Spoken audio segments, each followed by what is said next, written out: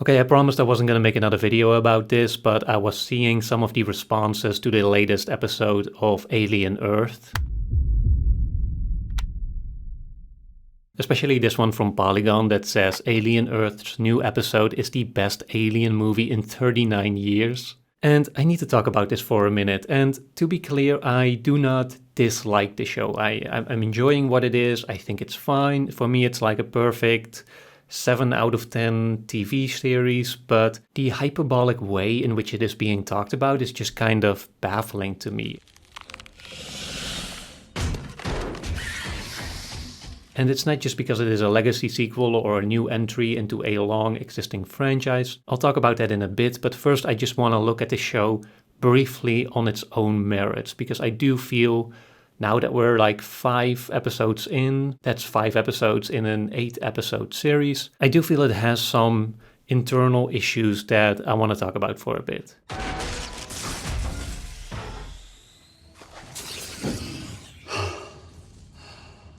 What I think this show is clearly suffering from, which I'm seeing in a lot of modern TV shows, is that it feels like it has basically not enough material to justify its length. You know, so many TV shows now, it feels like they have like 4 hours worth of material and then they stretch it over till 8 or even 10 episodes. And I feel like that's kind of what's happening here. And as a result, I think the show has significant pacing issues, which, you know, to be clear, does not just mean that it's too slow. I mean, it is too slow, but it's not too slow as the result of like an aesthetic or like a narrative choice. In fact, there's some stretches in this show where there's very little dialogue and it's very atmospheric and moody. You know, there's moments where it's just kind of setting a tone or just communicating something visually. And those are actually my favorite bits so far. So, you know, to be clear, that's not a problem. When I say it is bad pacing or it is slowly paced, I don't just mean that it is not moving the plot along fast enough. It's just that it clearly doesn't have enough plot to spread out to begin with. And that actually becomes most obvious in the actual dialogue scenes or in the scenes where actual plot is happening. Can I talk to her? No. I've been trying to figure out how to best articulate this, because on the one hand, I feel like every scene feels like it's about 20% too long. You know, it begins, it conveys the information that it has to, and then it just drags before moving on to the next one. But there are also others where I feel like they should not have even been scenes to begin with. For example, there's this interaction between the trillionaire and one of the children in adult artificial bodies. That's kind of about his sort of favoritism, and that maybe instills some kind of future conflict in this artificial being. I'm forgetting her name, but, you know, it's kind of playing around with that idea of a child wanting to be the favorite and being jealous when the parent loves another more. And it kind of reveals the twisted nature of this, of, you know, the creator guy by actually playing into this perceived sense of favoritism in the child. Does this mean I'm your favorite now? No. But you're in the race. But my problem with this scene is that it basically could have been an email. You know, it's just, I feel like this is the kind of information that you can perfectly capture in one line or even less, in just like a glance, and then have that exist in another scene as secondary information or just the subtext. And maybe a good way to think about this is to imagine a scene being built sort of vertically, where you have sort of the top layer and then there's the subtext and other themes and meanings going on. But instead, what this show is doing is it feels like it's laying out all those bits and pieces horizontally, and it's just stretching the length because of it. You know, again, we're 5-hour-long episodes into a 8-episode series. If you compare that to like the first season of The White Lotus, for example, you know, with 5 episodes, that show had basically told its entire story without sacrificing any depth or nuance or what have you. Same goes for like the first season of True Detective. You know, 5 episodes into that show, it felt like the story was already so much further along than it feels in this one. You know, again, I do really like the premise of Alien Earth, but it just feels like we're still in the first act. It feels like I'm still trying to figure out what this story is going to be, even though we're just 3 episodes away from it being over. And so I just think it could have been a little bit more dense, either by having fewer episodes or by just having more material to dig into and to tell a longer story, basically.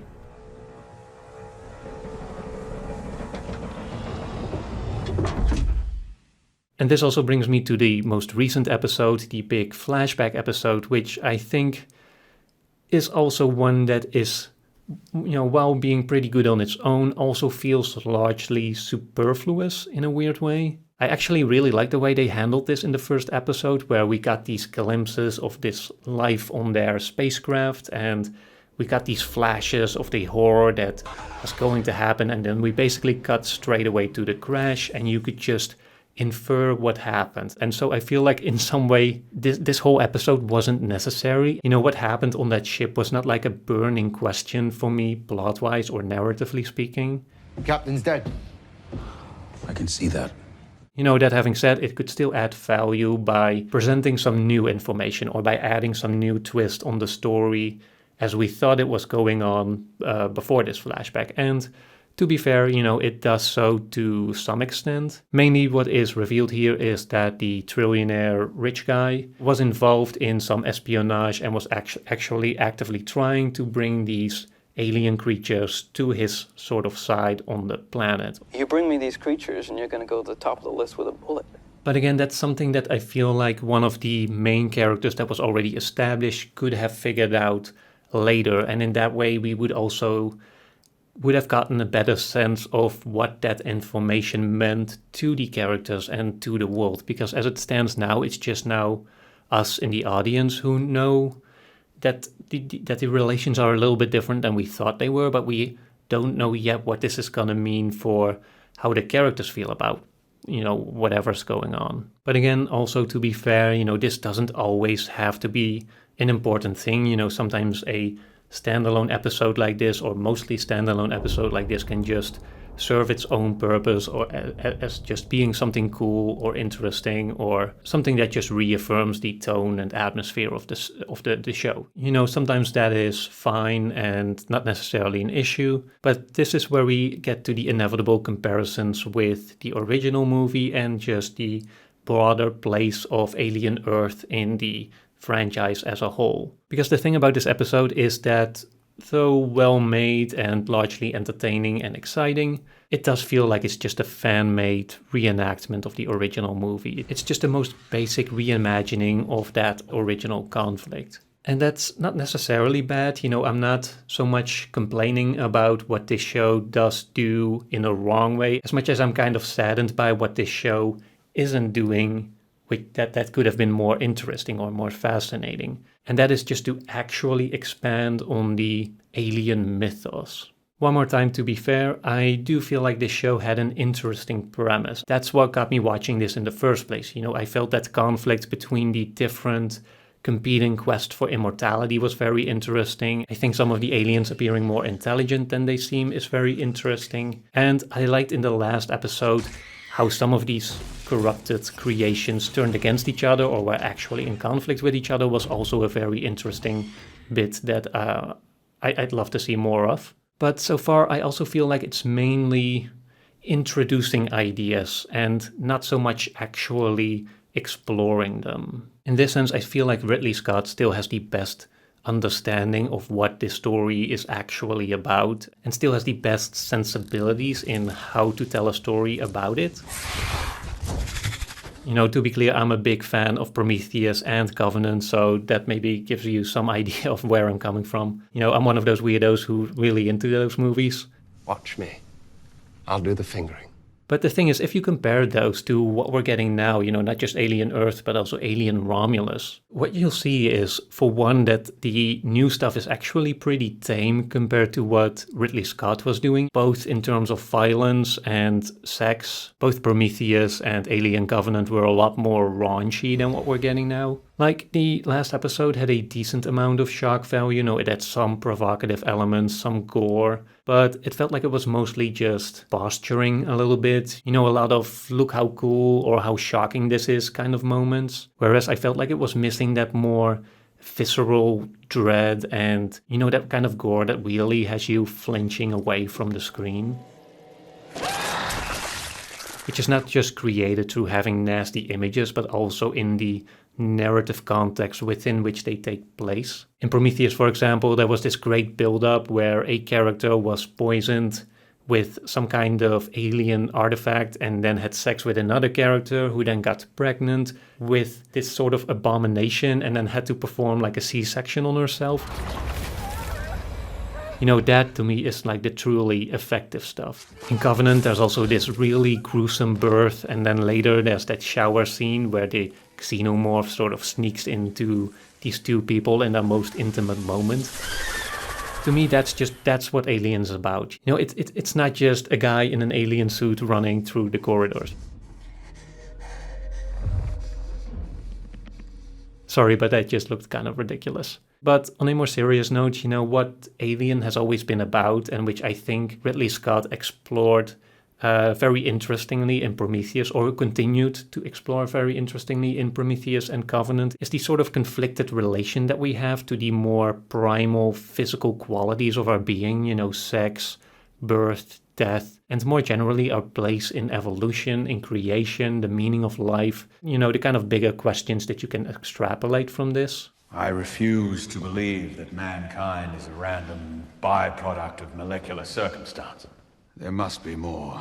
That's kind of what the central metaphor of Alien is about. It gives this corrupted twist to what are essentially very natural processes and heightens the sort of violence and destruction that is inherent in acts of creation that we as humans are born out of and ultimately partake in.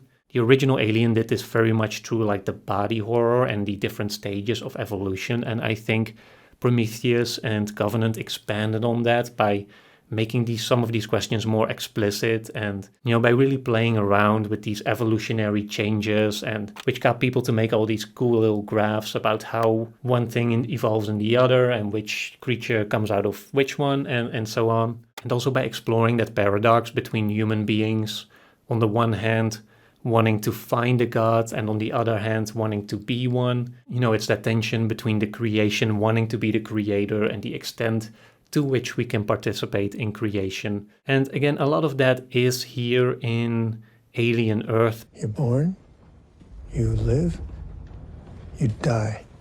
But it all feels like it's just like little nuggets of it instead of like an actual statement or an actual thesis that is being explored.